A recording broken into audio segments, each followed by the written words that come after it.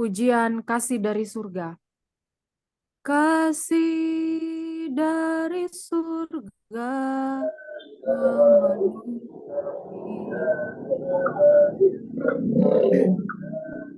Kasih dari Bapa surgawi. Kasih dari Yesus mengalir di hatiku. Berdamai di hidupku. Mengalir kasih dari tempat tinggi. Mengalir kasih dari Tuhan Bapa. Mengalir, mengalir, mengalir dan mengalir, mengalir memenuhi hidupku. Aja bisa di-mute dulu.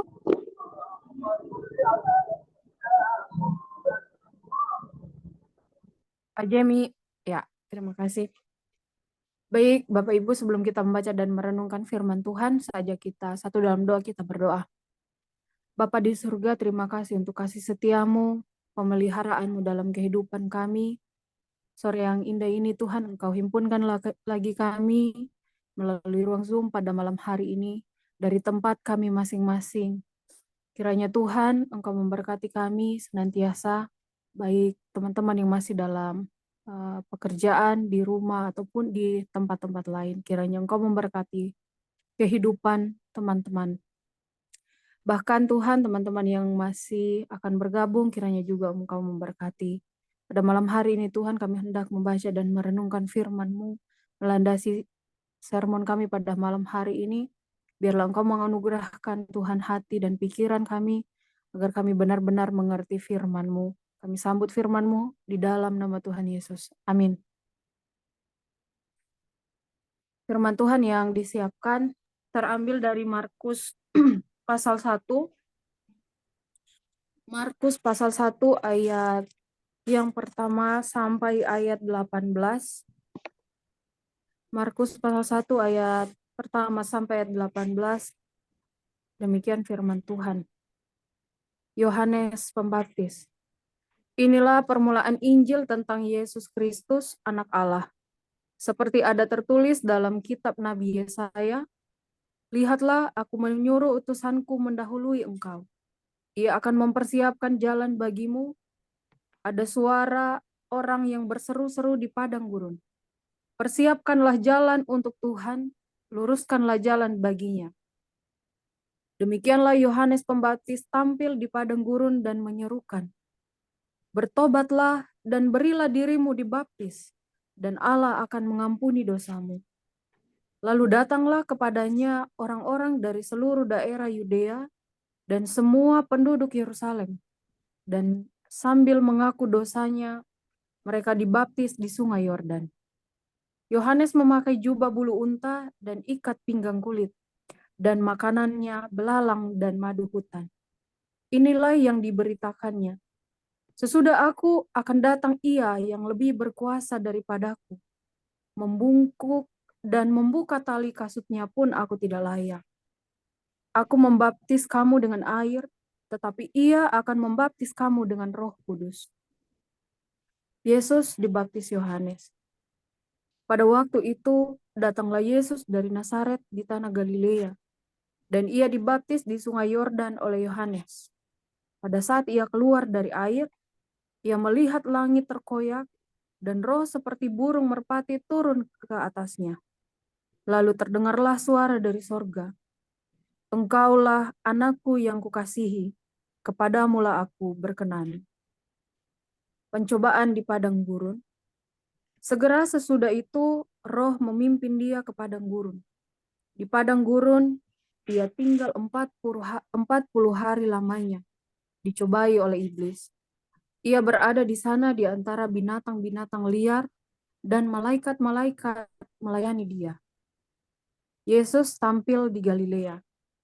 Sesudah Yohanes ditangkap, datanglah Yesus ke Galilea, memberitakan Injil Allah, katanya, "Waktunya telah genap, kerajaan Allah sudah dekat.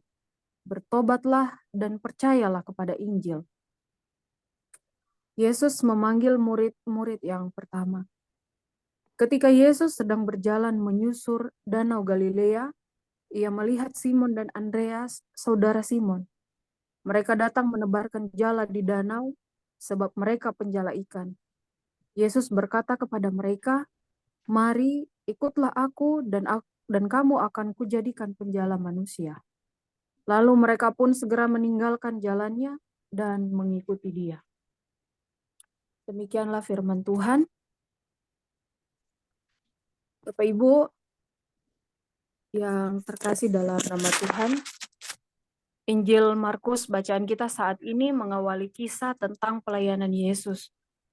Pelayanan ini sebenarnya sudah dinubuatkan oleh Nabi Yesaya dalam Perjanjian Lama, seperti yang diuraikan di ayat 2 dan ayat 3, di mana dikatakan bahwa pelayanan Tuhan didahului oleh seorang yang diutus untuk mempersiapkan umat Tuhan menyongsong kedatangannya. Apa yang dilakukan dan diucapkan Yohanes dalam bacaan saat ini merupakan apa yang sebelumnya sudah disampaikan oleh nabi-nabi dalam Perjanjian Lama. Namun apa yang dilakukan Yohanes bukan hanya penggenapan akan apa yang dinubuatkan. Lebih dari itu, merupakan kabar besar atau kabar sukacita di mana Tuhan sendiri yang akan datang untuk menebus umatnya melalui Yesus Kristus. Karena itu Yohanes menekankan pentingnya persiapan untuk menyambut kedatangan Tuhan. Lalu apa yang harus disiapkan? Kalau hari ini tepat tanggal 1 Desember, itu artinya mulai banyak yang dipersiapkan untuk menyambut Natal. Ya, termasuk jemaat kita nanti dalam perkenan Tuhan tanggal 3 Desember kita akan melaksanakan ibadah Natal jemaat di Anjungan. Ya. Lalu apa yang sudah disiapkan? Ya, panitia pastinya sejak beberapa bulan yang lalu sudah mulai mempersiapkan itu. Walaupun ya intensnya memang 1 bulan ya, kurang lebih. Bahkan ada mungkin jemaat-jemaat di kampung itu saudara 6 bulan lalu so mulai bakode-kode. Orang ini semua Natal. Ya, kalau di rumah masing-masing mungkin ada kita di antara kita yang hadir di Zoom malam hari ini mungkin sudah mulai menyiapkan ya untuk menyambut Natal. Mungkin ada yang so bikin kue. Ya, kalau so ada yang bikin kue, so boleh bakode-kode toh. Supaya so pergi bawa kantong plastik keliling. Orang yang tiba bikin kue ini jadi so bisa mau pergi berjalan memang. Ya, atau ada mungkin yang so beli baju Natal. Ya, mumpung so mau tanggal 3 toh. Apalagi ibu-ibu biasanya masih jauh-jauh so pusing dengan baju Natal. Apa yang mau dipakai di baju Natal? Atau bapak-bapak di rumah mungkin so ada yang siapkan rumah mulai dicat. Tapi ini biasanya bapak-bapak di kampung. Kalau bapak-bapak di kota jarang saya lihat cat rumah untuk persiapan sambut Natal. Ya, tapi itu realita yang kita hadapi bahwa itu cara kita untuk menyambut Natal. Ya, banyak hal-hal lain yang kita siapkan untuk menyambut Natal. Belum lagi di kampung, sobat telepon-telepon tuh, orang tua. Arda mewalili siko. Nah, ke kita mau Natal sangkan kani. Padahal masih jauh ini. Bepan dan cani, banawai izin barabe. Tapi orang tua sudah begitu. Karena punya kerinduan akan melaksanakan menyambut Natal bersama. Nah, apa yang saya sebutkan tadi di atas, itu perlu kita siapkan ya. Dan memang mungkin rutin ya, kita siapkan di setiap kita menyambut Natal. Tetapi lewat firman Tuhan malam hari ini, ada yang jauh lebih penting yang Yohanes ingin sampaikan, yang perlu kita siapkan untuk menyambut kedatangan Tuhan. Yohanes meminta agar kita mempersiapkan jalan untuk kedatangannya. Yang dimaksud jalan di sini bukan jalan secara fisik, bukan jalan depan rumah harus disapu atau teras harus dipel, tetapi yang dimaksudkan di sini adalah hati kita. Lalu hati yang bagaimana?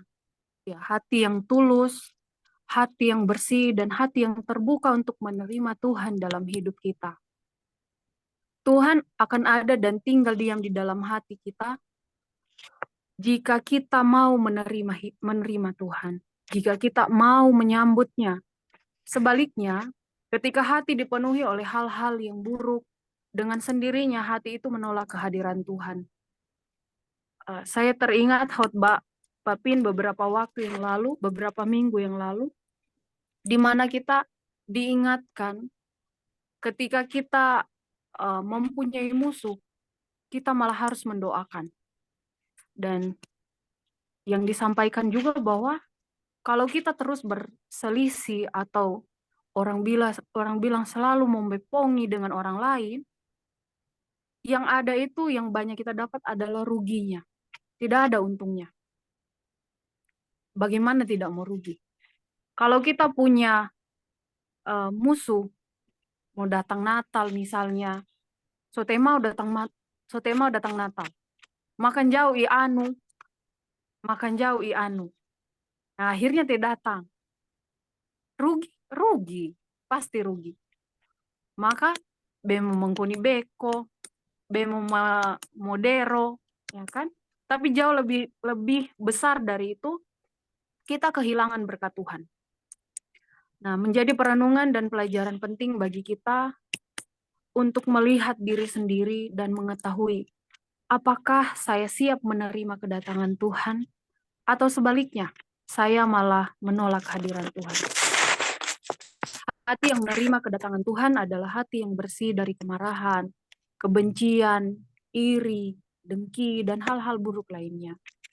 Jika sampai hari ini kita masih ada orang yang belum bisa kita ampuni, atau kita belum bisa untuk meminta maaf ketika kita melakukan kesalahan kepada orang lain, mari kita semua membuka hati, melepaskan pengampunan. Sebab hati yang siap menerima Tuhan adalah hati yang mengasihi dan mau memaafkan kesalahan lain. Amin. Kita